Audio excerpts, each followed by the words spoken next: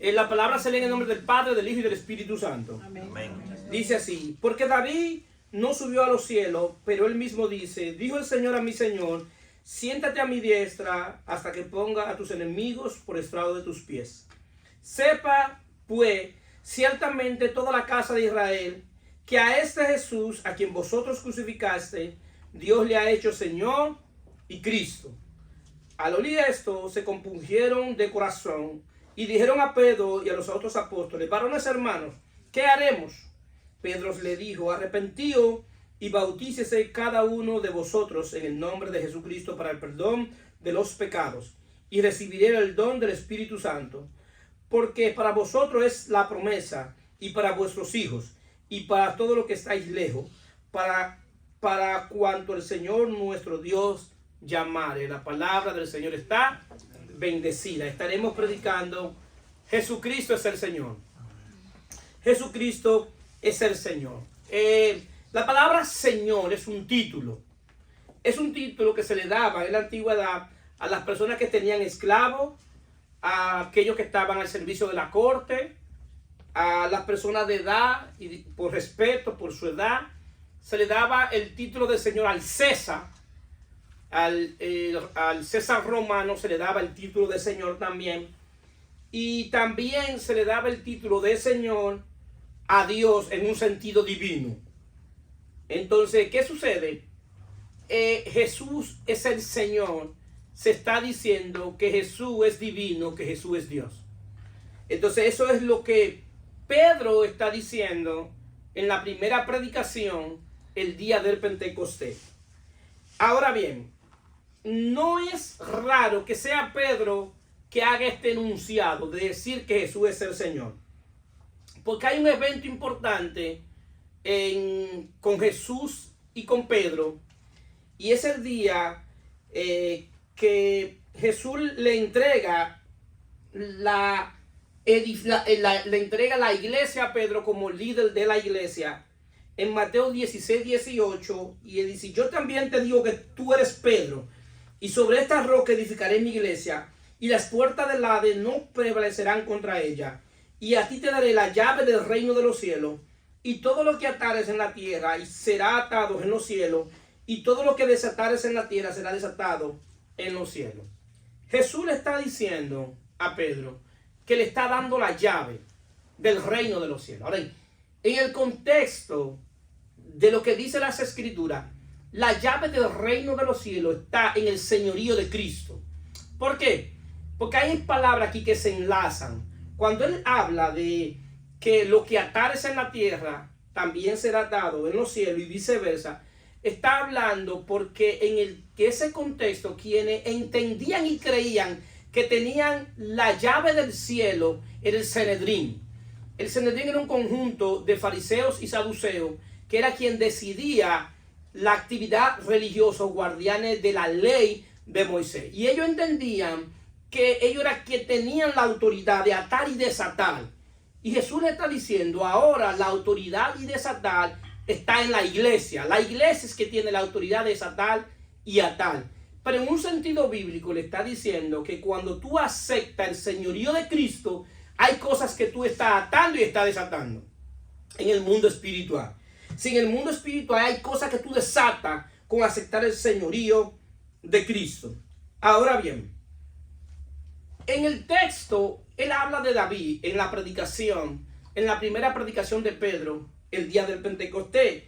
Y él menciona a David porque él dice: porque David no subió a los cielos, pero él mismo dice: dijo el Señor a mi Señor, siéntate a mi diestra. Y es lo que David dijo en el Salmo 110. Él le está repitiendo lo que David dijo en el Salmo 110. El Salmo 110 es una revelación que tiene David de Jesucristo. Recuérdense que en el antiguo pacto, la revelación que tenía el pueblo de Israel era la revelación de Yahvé, del Dios Padre, de Jehová. Esa es la revelación que ellos tienen. Entonces, en el pacto de la ley, a David se le da una revelación, y se le da una revelación de Cristo, donde él le dice: dijo el Señor a mi Señor, diciéndole, el Padre le dijo al Hijo, y le está diciendo que el Padre le dio todo dominio al Hijo sobre todo, tanto de lo que está en la tierra, en el cielo y debajo del cielo. Todo el dominio lo tenía Cristo, porque Él le dice en el Salmo 110, Jehová dijo a mi Señor, siéntate a mi diestra hasta que ponga a tus enemigos por estrado de tus pies. Pedro le está diciendo, David habló de Jesús y lo vio como Señor.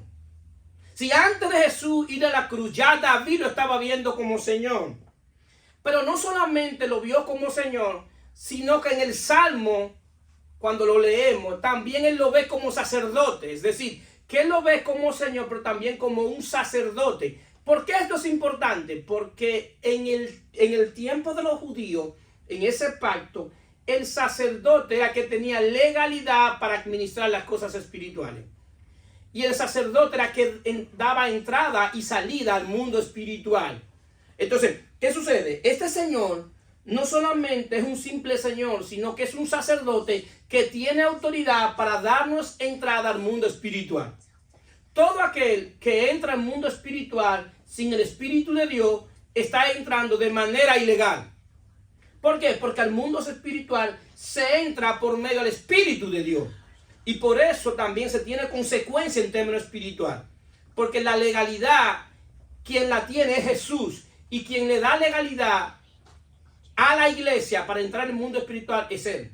Es decir, que nosotros no entramos porque sí, sino porque Él nos dio autoridad y porque Él habita en nosotros. Ahora bien, aquí viene una expresión en Hechos 2:36 que dice, sepa pues ciertamente toda la casa de Israel que a ese Jesús a quien vosotros crucificaste, Dios le ha hecho Señor y Cristo. Ahora bien, para nosotros podemos salir allá afuera y decir, Jesús es el Señor. Y nadie, y todo pasa, ok, amén, está bien. Eso en este tiempo quizás no tiene tanta trascendencia en el contexto de lo que Pedro dijo. Es decir, esto que Pedro dice que Jesús es el Señor no es una simple frase. Óigame, en aquel tiempo, decir que un hombre que caminó en Palestina, en Israel, que decía que era Dios, lo cual el decir que era Dios era considerado blasfema. Uno que decía que era hijo de Dios era una afrenta contra Dios. Y ver a ese señor que decía que era Dios en un cuerpo físico, morir, ir a la cruz y morir de esa manera, y decir que Él resucitó y que lo hicieron Señor, o Pedro estaba bastante loco o era verdad. El que escuchó eso, que no entendía lo que él estaba diciendo, podía decir, amarren a ese loco, amárrenlo, porque él no sabe lo que está diciendo. Él está diciendo que Jesús es Dios. Él está diciendo que Jesús es divino. Él está diciendo que Jesús vivía y que ahora el Señor que nosotros debemos tener no es un Señor físico que vemos. ¿Por qué? Porque ellos no estaban viéndolo físicamente, sino es el Señor, alguien que no vemos. Pero también es el Señor porque tiene autoridad, porque el señorío se le da a quien tiene autoridad. Y Él está diciendo que Él fue hecho y que tiene señorío sobre todo. Es decir, que hay una implicación. Hay una implicación en esta declaración del pacto. Hay una implicación en contra de lo que creían los romanos. Es una implicación que tú estás diciendo que hay un Señor por encima del César. Por encima del César hay uno que gobierna. Por encima del César hay uno que tiene autoridad. Hay alguien más grande que el César. Y ese es Jesús. Eso implicaba que el que hiciera esas declaraciones era la pena de muerte que le correspondía. Ahora bien, pero para los judíos decir que Jesús es el Señor también era considerado blasfema. ¿Por qué? Porque para el judío quien era el Señor era Jehová, era Yahvé, porque esa es la revelación que ellos tienen. Es decir, que había una implicación espiritual y humana. También los judíos, a quien se consideraba Dios, también era castigado con la pena de muerte. Entonces nos damos cuenta que decir que Jesús es el Señor no es una simple frase. Señores, el hombre por naturaleza anda buscando un Dios que se ajuste a sus necesidades. Por eso vemos que todas las civilizaciones han creado un Dios conforme a sus necesidades. Si se dan cuenta, hay civilizaciones que declaran la lluvia como un Dios. ¿Por qué? Porque necesitan de la lluvia para sus cosechas. Hay otros que declaran la luna como Dios, otros los árboles. Entonces, cada quien declara a un Dios conforme a sus necesidades. Entonces, nuestra cosmovisión cristiana hace que fabriquemos dioses. ¿Por qué? Porque en el corazón del hombre hay una necesidad de ver a quien adorar, por causa del pecado. Si se dan cuenta, ¿cuántos de ustedes han visto un retrato famoso de Jesús? Todo el que está aquí. Ese es el Jesús europeo, pintado por Miguel Ángel. Y parece europeo. Inmediatamente nosotros pensamos en Jesús, pensamos en ese retrato. Es un retrato que hicieron en Europa. Y lo plantea como un Jesús europeo. La confección, lo físico es europeo. Porque ellos querían alejarse del Jesús judío y fabricaron un Jesús europeo. Y así cada quien fabrica un Dios conforme a su imaginación. Entonces, Pedro está haciendo una predicación y está diciendo que hay un Jesús por encima, hay un Dios por encima de tu imaginación, por encima de tus necesidades. Mucha gente busca a Dios basado en sus necesidades y no está mal eso, porque cuando nosotros nos acercamos a Dios no conocemos todavía a Dios y no está mal que tú lo busques conforme a tus necesidades, pero después que tú le conoces, no debes relacionarte con Él conforme a tus necesidades, sino conforme a su propósito. ¿Cuándo están aquí?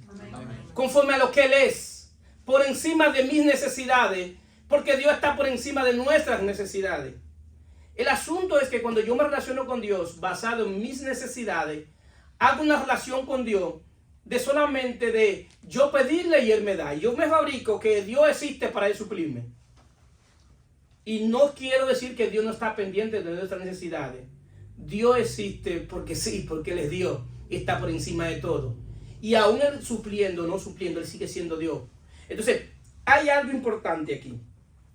Que cuando yo me relaciono con Dios basado en mis necesidades, muchas veces no entiendo que Dios también tiene demanda. Así como yo le demando a Dios, Dios tiene demanda hacia mí. ¿Cuántos están aquí? Amén. Dios tiene demanda hacia ti. En todo pacto Dios tiene demanda. Y aquí Pedro dice, al oír esto se compungieron de corazón y dijeron a Pedro y a los otros apóstoles, hermanos, hermanos, ¿qué haremos? Al oír ellos que Jesús es el Señor y Cristo, Él está diciendo y está dando el nombre de Jesús como un nombre que es sobre todo nombre. Y está dando que para este pacto, para el nuevo pacto, lo que relaciona al hombre con Dios es el nombre de Jesús. Que ahora, de ahora en adelante, el nombre que es dado a los hombres para ser salvos es el nombre de Jesús. Recuerden algo, que el Señor es un título y Cristo también es un título. Pero el nombre es Jesús. Y ese es el nombre que se nos dio en la revelación del nuevo pacto. ¿Por qué esto es importante? Porque en el contexto que le habla, para los israelitas, la relación con Dios, con Yahweh, estaba ligado a tres cosas: a la Torá, al templo y al sacerdote. Esa era la forma en que ellos se relacionaban con Dios. Entonces, ¿qué sucede? Pedro está diciendo ahora que hay una forma diferente de relacionarse con Dios, y es a través del nombre de Jesús. Y es sabiendo que Él es el Cristo, y es sabiendo que Él es el Señor. Le está diciendo, Jesús está por encima de la Torá, está por encima del templo y está por encima de los sacerdotes que ustedes han visto. Sí, la manera ahora de relacionarse con Dios es por medio de creer en el nombre de Jesús, saber que Él es el Señor, que solamente Él puede salvar y que Él es el Cristo enviado para salvar, que fuera de Él no hay salvación, que ahora en adelante, si ustedes quieren relacionarse con Dios, ya no es por medio ni a la Torá, ni a los sacerdotes, ni por medio de Moisés como mediador, que ahora es por medio a Jesús. Ahora bien, en esa predicación, Pedro también menciona a Joel. ¿Por qué menciona a Joel? Porque también se cumple algo que dijo Joel. Joel 2:32, y toda que invoque el nombre de Jehová será salvo, porque en el monte de Sión y en Jerusalén habrá salvación. Ahora él está diciendo que ahora para ser salvo hay que invocar el nombre de Jesús, que es la revelación que se da para el nuevo pacto. ¿Cuántos están aquí? Si le está diciendo que el nombre de Jesús abarca lo que Dios quería hacer y era salvar, pero que ahora es por el nombre de Jesús. Entonces, ellos conocían el señorío de Jehová, del Padre. Y cuando ellos hablaban del señorío de Jehová, lo presentaban a Jehová como pastor. Lo presentaban como que tenía cuidado, como que guiaba, que daba la guianza. Ahora bien, en ese pacto, Jehová daba la guianza desde afuera. La daba a través de la Torá, a través de los profetas. Pero cuando Joel profetiza, dice que Dios va a derramar su espíritu en toda carne. Es decir, que no solamente era para los israelitas, sino para todo aquel que invocaran el nombre de Jesús, y que ahora el Espíritu de Dios iba a morar en aquellos que invocaron el nombre de Jesús. Y entonces Dios iba a ser su pastor, le iba a dar cuidado y le iba a dar guianza, pero a través de Jesús. Por eso vemos que en el Salmo 23 dice: Jehová es mi pastor. En otra Jehová dice a veces en otras traducciones: el Señor es mi pastor, nada me faltará. En lugares de delicado pasto me hará descansar, junto a agua de reposo me pastoreará. Confortará mi alma, me guiará por senda de justicia por amor de su nombre. Este salmo es un salmo que tiene cumplimiento en Jesús, porque ahora quien conforta mi alma es la fe en Jesucristo. Por yo creer en el sacrificio de Cristo en la cruz del Calvario, eso le da confort a mi alma, le da paz, le da tranquilidad. Pero no solo eso, sino que me hace hijo de Dios. Y como hijo de Dios, los que son hijos de Dios son guiados por el Espíritu de Dios. Entonces, vemos que esto ahora se puede cumplir en Jesucristo. ¿Por qué? Porque dice: me guiará por senda de justicia por amor de su nombre. Ahora bien, para yo amar a Dios, para poder decir que yo amo a Dios, Dios tiene que derramar de su espíritu en mi espíritu. Nadie que no haya nacido de nuevo, que el Espíritu de Dios haya sido derramado en su espíritu, tiene la capacidad de amar a Dios. Para poder amar a Dios, Dios tiene que derramar de su espíritu en mi espíritu, en mi corazón. Y yo lo puedo amar a Él porque Él me amó primero. En la vida del espíritu, todo lo inicia Dios. Dios es que inicia lo que es la vida en el espíritu. Entonces, nosotros vemos entonces que Él está hablando en esta predicación que hay un nuevo orden de relacionarse con Dios. Esta frase, que Jesús es el Señor y Cristo, redefine el nuevo pacto. El fundamento del nuevo pacto es redefinido con la expresión: Jesús es el Señor. Recuerden algo: el nuevo pacto inicia en Hechos de los Apóstoles. Aunque nosotros vemos en nuestras Biblia que hay una división de Antiguo Testamento y Nuevo Testamento, muchos entienden que el nuevo pacto empieza con los evangelios. El nuevo pacto inicia con el derramamiento del Espíritu Santo en la iglesia, porque el nuevo pacto es con la iglesia. Aunque en la Biblia está escrito así, en los evangelios se llama el periodo de transición, de transicionar de la ley a la gracia. Ahora bien, la ley no es el Antiguo Testamento. La ley es parte del Antiguo Testamento.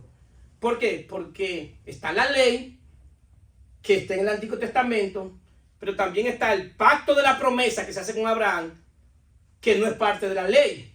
Está el trato de Dios con Adán, que también es parte del Antiguo Testamento. Tienen que hacer esa definición porque muchos equivalen que el antiguo pacto es la ley y que el nuevo pacto está completo en el Nuevo Testamento, sino en el Nuevo Testamento o el Pacto de la Gracia inicia el día del hecho de los apóstoles en el derramamiento del Espíritu Santo. Es bueno hacer esa aclaración para que entiendan la definición del nuevo pacto. Es decir, que ahí se está inaugurando el nuevo pacto en esa predicación. Es la primera predicación del nuevo pacto.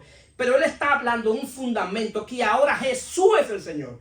Es decir, que ahora se va a cumplir en esta predicación, o se había cumplido ya, lo que se había profetizado a través de Joel, porque el Espíritu vino el día del Pentecostés y ahí se estaba cumpliendo lo que dijo Joel. Por eso, cuando ve la manifestación, ellos recuerdan, wow, pero esto fue lo que se dijo a través de Joel, que ahora el Espíritu Santo va a hacer una obra interna en nuestros corazones, para que el señorío de Cristo o el señorío de Dios no sea un Dios que está lejos, sino que el señorío ahora va a ser algo espiritual de un Dios que se me mete por dentro.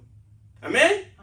Entonces, ahora bien, cuando Pedro hace esa predicación y finaliza la predicación diciendo que a Jesús se ha hecho Señor y Cristo, dice, se compurgieron su corazón. Ya el Espíritu Santo estaba trabajando en ellos. El Espíritu Santo le estaba convenciendo de pecado. Le estaba diciendo que ellos tenían necesidad de Dios y que había un nuevo fundamento, que había que redefinir lo que ellos habían creído. Queridos hermanos, en nuestra vida cristiana, nosotros vamos aprendiendo cosas en un determinado momento, lo cual no está mal. Pero hay cosas que yo tengo que saber que la aprendí de una manera y que debo seguir aprendiéndola de una mejor manera o con mayor iluminación del entendimiento. Que la entendí en un momento de una manera que no estaba mal, pero hasta ahí yo la entendía, pero después en el tiempo voy entendiendo más y más. ¿Por qué? Porque la revelación de Dios es progresiva. Cada día más Dios quiere que tú le conozcas a través de sus sagradas escrituras. Entonces por eso nos da la facultad, por medio del Espíritu, de que sea progresiva, de que vayamos entendiendo más y más y más. Entonces, vemos entonces aquí la obra del Espíritu que que lo que hizo fue compurgió el corazón de ellos. Pero ¿para qué el Espíritu Santo hace eso? Para poder hacerte sensible a la palabra de Dios. Porque antes de que la palabra llegue, o en el medio que la palabra está siendo dada, el Espíritu de Dios tiene que hacer un trabajo, tiene que hacer una obra. Porque esto es algo espiritual, esto es el Espíritu de Dios que lo hace. Entonces, lo estaba haciendo sensible. Ahora, en ese momento, ellos necesitaban una palabra oportuna, una palabra de ciencia, o una palabra de sabiduría. Y Pedro le da la palabra que ellos necesitaban. El asunto es que nosotros leemos las escrituras y a veces solamente la leemos por arribita, pero no entendemos que así como Dios utilizó a Pedro para dar una palabra oportuna en un momento de necesidad, también te puede usar a ti para dar una palabra a alguien que la necesite. ¿Cuánto lo creen? Amén. Una palabra oportuna, una palabra de ciencia, y Dios lo hace y tiene poder para hacerlo. Por eso es que nosotros, ahora que estamos en Cristo, tenemos que saber, como dijimos la semana pasada, que somos embajadores de Dios, que nosotros tenemos la capacidad, por la vida del Espíritu y por el poder del Espíritu, de darle la palabra a la gente. La gente está en necesidad de escuchar el verdadero evangelio. La gente está en necesidad de que tú le hablas de lo que Dios ha hecho en Cristo. Y en mi experiencia, cuando yo me he estado acercando a una gente, inmediatamente la gente pone una barrera a que tú le hables de Dios o de la iglesia o del pastorado, porque han tenido mala esa experiencia. Entonces yo necesito que el Señor me dé la palabra oportuna para esa persona, porque el diablo le engaña a esa persona y hace creer que todos los pastores son iguales, o que la iglesia anda detrás de su dinero, o que nosotros no estamos interesados en que ellos sean salvos. Y sucede, y es verdad que sucede, y tienen razón. Cuando ellos hablan de eso, tienen razón, porque han sido engañados. Ahora bien, ¿qué es lo que ellos necesitan? Una palabra de parte de Dios que lo haga libre, porque ellos están atados a una mala experiencia. Lo que ellos necesitan es que sean escuchados, no específicamente darle la razón, pero por lo menos decirle, yo te entiendo. Pero el hecho es que tenemos que presentarle a la gente, a Cristo, a Jesús, Porque el único que no le va a engañar a usted es Jesús. El objeto de salvación es Jesús. El único que va a permanecer fiel es Jesús. Nadie puede decir que puede permanecer fiel sin Él. Si hoy permanecemos fieles, porque Él está en nosotros, porque Él es fiel. Es decir, nosotros no somos fieles por nosotros mismos. Somos fieles porque Él habita en nosotros. Entonces, nosotros tenemos la capacidad de darle esa palabra a la gente, señores. Y es bueno que ustedes lo sepan. Y es bueno que ustedes sepan que allá afuera hay gente que necesitan que tú le hables del único medio de salvación que tiene, que es el nombre de Jesús. ¿Cuántos dicen amén? Amén. Y tenemos que darle la palabra a la gente. Ahora bien, Pedro le da la palabra oportuna y le da la palabra conforme a lo que Pedro entendía hasta ese momento. No, Pedro no estaba mal. Pedro le dio la palabra que él entendía como judío. Y le dice, Pedro, arrepentíos y bautíceos en cada uno de vosotros en el nombre de Jesucristo para el perdón de los pecados y recibiréis el don del Espíritu Santo. La demanda para ellos en ese momento era que tenían que arrepentirse, que es cambiar su manera de pensar. La otra demanda, vayan al agua a bautizarse. Y Pedro le dice, van a recibir el don del Espíritu Santo. Pedro no estaba mal, lo que pasa es que eso era lo que Pedro entendía hasta ese momento. Recuérdense que Pedro viene del judaísmo. Y el judaísmo, por naturaleza, todo lo que reciben de Dios es por una obra que ellos hacen. Por eso Pedro los manda a que se arrepienten y que se bauticen para que reciban el don del Espíritu Santo. Dice, si ustedes se bautizan, va a venir el don del Espíritu Santo. Hasta ese momento estaba bien. ¿Por qué? Porque el libro de Hechos de los Apóstoles no es un libro de doctrina, es un libro de principios. ¿Qué implica eso? Que del Hechos de los Apóstoles tú no puedes hacer doctrina. Que Dios se manifestó de esa manera en ese momento por la necesidad que había en ese momento. Recuerden otra cosa, que Pedro no conocía a plenitud el pacto de la gracia. Quien le enseña el pacto de la gracia a Pedro es Pablo. Por eso Pedro dice, hay cosas que el hermano Pablo está diciendo que son difíciles de entender y que alguno tuerce para su propia perdición. Pedro está diciendo, le voy a traducir lo que Pedro está diciendo. Pedro está diciendo, Pablo está hablando de cosas que yo no entiendo, pero son verdad. Entonces, ¿qué pasa? Luego ahora, en la doctrina completa, viendo todo el consejo de Dios, es que podemos entender bíblicamente cómo es la salvación.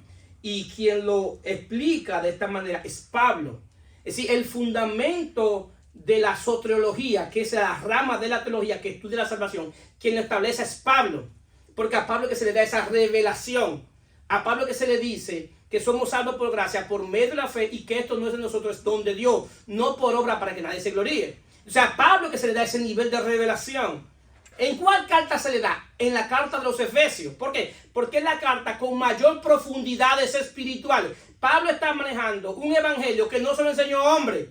Pablo está hablando de un evangelio que se lo enseñó Dios mismo. Por eso es cuando él habla a los Gálatas, le dice que el evangelio que él aprendió no fue según hombre, sino que es Dios que le revela. Entonces, Pablo entiende ahora cómo es la salvación y la explica a la iglesia a través de la carta. Pedro todavía no había llegado a ese entendimiento. Ahora, Pedro, en primera de Pedro, ya tiene mayor iluminación y entendimiento de la salvación. Y entiende más allá de lo que él predicó. Porque ya en primera de Pedro, él dice, habiendo renacido por la palabra de Dios, por la simiente incorruptible. Es decir, ya Pedro está entendiendo que para nacer de nuevo hay que escuchar el evangelio. Y creer en ese evangelio. Porque ya él entiende más plenitud lo que verdaderamente era la salvación. Entonces, ahora bien, Pablo dice en Efesios 1:13, y hago esa salvedad. ¿Por qué? Porque cuando yo me acerco a la Biblia y no entiendo en el contexto que se dijo, y no entiendo la naturaleza de la carta, del libro que se dijo, puede ser una doctrina de algo que dice la Biblia, pero que la gente malinterpreta. Entonces pone a chocar un texto de la Biblia con otro. Entonces, Pablo es que enseña verdaderamente cómo es la salvación. Efesios 1:3. En él también vosotros, habiendo oído la palabra de verdad, el evangelio de vuestra salvación, y habiendo creído en él, fuiste sellado por con el Espíritu Santo, que es el arra de nuestra herencia, de la redención de la posesión adquirida, para la alabanza de su gloria. Entonces, Pablo dice que hay que escuchar la palabra de verdad. El evangelio de vuestra salvación. El evangelio de vuestra salvación es el evangelio que habla de Jesucristo. Pastor, ¿y por qué usted, si está hablando del señorío de Cristo, me está hablando de salvación? Porque para ellos, salvación y señorío no son dos cosas, es una. Es decir, el que es salvo obligatoriamente necesita el señorío de Cristo. ¿Por qué? Porque después que tú seas salvo, en el señorío de Cristo es que Él te va a poder guiar. Es decir, no son dos cosas. No es cierto que tú puedas hablar de salvación sin aceptar señorío. Lo que pasa es que es un proceso. ¿Por qué? Porque nadie puede llamar a Jesús Señor sino por el Espíritu de Dios. Eso dice 1 Corintios 12:13. Jesús dice, y nadie puede llamar a Jesús Señor sino por el Espíritu Santo. Es decir, que yo no puedo llamar a Jesús Señor si antes el Espíritu Santo no hace una obra en mí. Y cuando comienza a hacer esa obra en mí, es que yo comienzo a verlo a Él, que solamente en Él hay salvación, que solamente en Él hay libertad, que solamente en Él yo tengo la vida, que solamente es el único medio de salvación. Jesús no es un medio de salvación, no, es el único medio de salvación, no hay otro. Es el único medio de salvación. Nadie te puede salvar, ninguna religión, ningún pastor, ningún sacerdote, ninguna denominación, ningún concilio. La salvación está preparada única y exclusivamente para la persona de Jesucristo. Entonces, ¿qué sucede?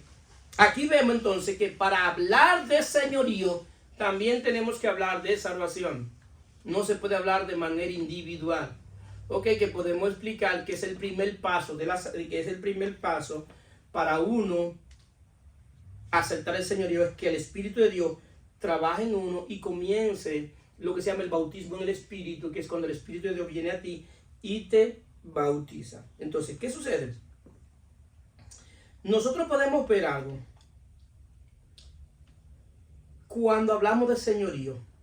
Hemos estado hablando, lo dijimos la semana pasada, que el Nuevo Testamento está escondido en el Viejo y el Nuevo que le da luz al Viejo.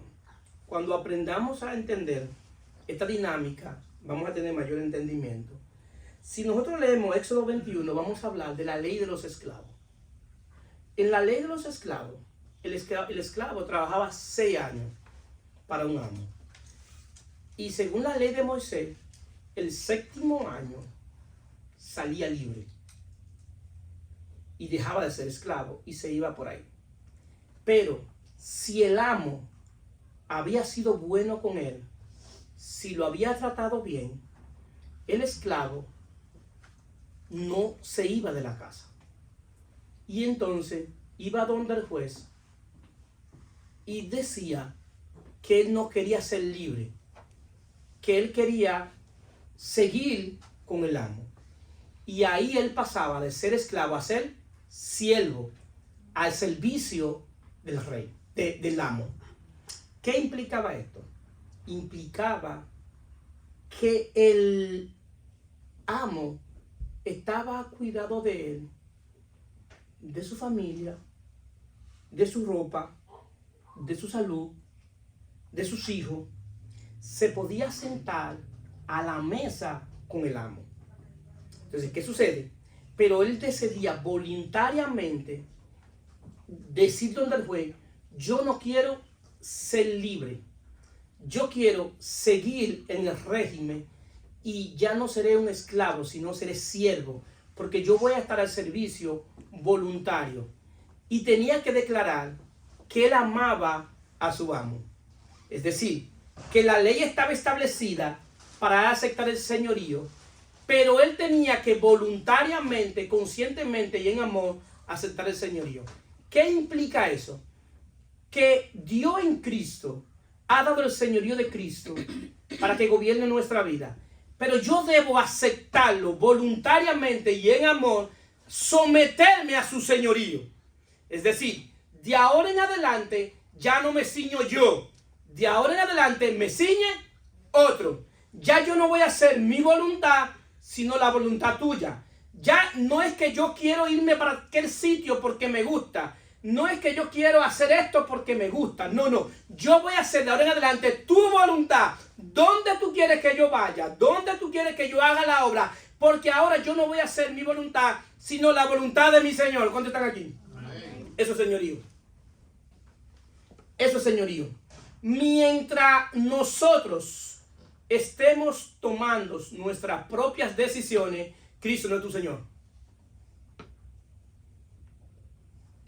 La dinámica del Evangelio es entregarle toda mi vida, todo mi ser a Él.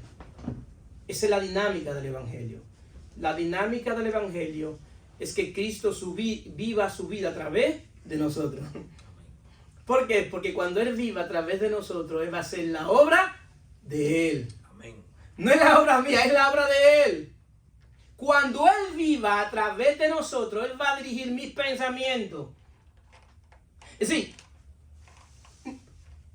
cuando usted entiende el señorío, usted no se mueve por necesidad. Usted se mueve por propósito. Si muchas veces la necesidad hace que yo me mueva, porque tengo necesidad, pero en Dios nosotros nos movemos por propósito. Y Dios me enseñó eso y tuve que vivir eso. Y tuve que vivir eso cuando yo inicié, que estaba en el basement, que tenía muchas necesidades y estaba trabajando en un restaurante. Y una persona me conocieron y alguien me presentó con unos pastores americanos y me ofrecieron darme la parte latina de la iglesia. Y me iban a pagar prácticamente 3 veces más lo que yo me ganaba en el restaurante, semanal. Y no tenía que llevar nada, solamente llegar ahí a pastorear. Yo, déjeme orar. El Señor me dijo no. ¿Por qué? Porque tú no te mueves por necesidad cuando tú entiendes señorío. Tú te mueves para hacer su voluntad. ¿Cuántos están aquí? Amén. Eso es señorío.